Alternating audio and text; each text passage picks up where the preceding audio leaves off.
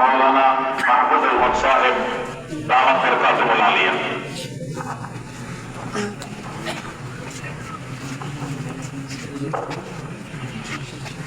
الحمد لله رب العالمين والصلاة والسلام على سيد المرسلين وعلى آله وأصحابه أجمعين أما بعد আমরা অত্যন্ত ব্যথিত হৃদয়ে আজকে এখানে সমবেত। অল্প কিছুদিন আগেও এই পটিয়া মাদ্রাসায় মজলিসে শুরার বৈঠকে উপস্থিত হয়েছি, একসাথে অনেক কথাবার্তা বলেছি। তারপরে হায়াতুল আউলিয়ার বিভিন্ন মিটিংয়ে মাওলানার সাথে ঘনিষ্ঠ হওয়ার সুযোগ হয়েছে।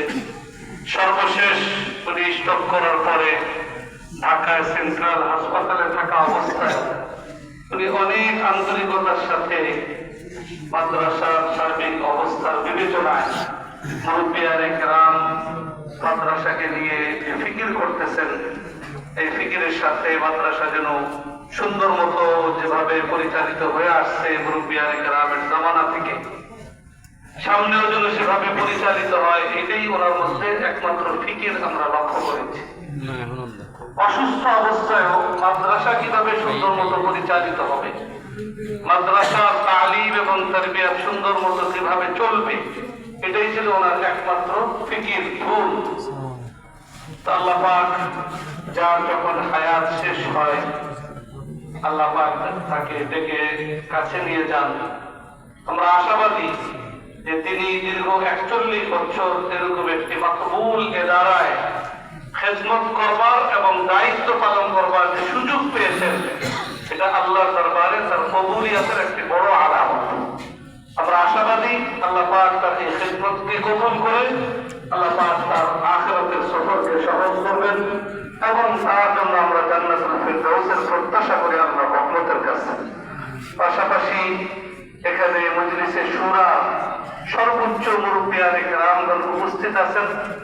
মুরব্বীগণ তাৎক্ষণিকভাবে এখানে উপস্থিত হয়েছেন। আগামী দিনে মাদ্রাসা সুষ্ঠু সুন্দরভাবে পরিচালিত হওয়ার ক্ষেত্রে মজলিসে শুরার যে দায়িত্ব, সেই দায়িত্ব সংক্রান্ত মুরব্বীগণ পরামর্শ করেছেন এবং সেই পরামর্শের ফলাফল এবং পরামর্শের মাধ্যমে সাব্যস্তকৃত বিষয়গুলা ইনশাআল্লাহ আমাদের শীর্ষ মুরব্বীগণ আপনাদের সামনে উপস্থাপন করবেন।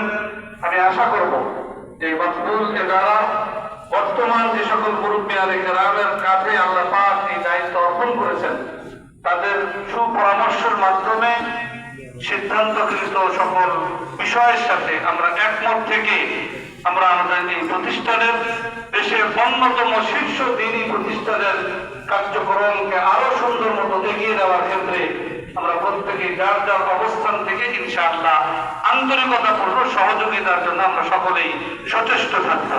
আল্লাহ পাক সকলকে সেই তৌফিক দান করুন।